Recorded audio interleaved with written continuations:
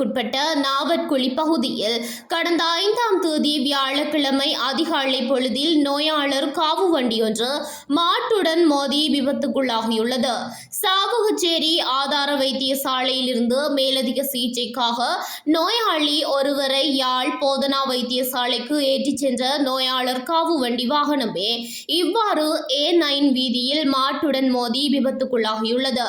இதில் நோயாளர் காவு வண்டியில் சென்றவர்களுக்கு பாதிப்பு ஏற்படாத போதிலும் ஆம்புலன்ஸ் வாகனம் கடுமையாக சேதமடைந்திருப்பதாக தெரிவிக்கப்படுகின்றது. மேற்படி விபத்து தொடர்பான மேலதிக விசாரணைகளை சாவகச்சேரி போலீசார் முன்னெடுத்து வருகின்றனர்.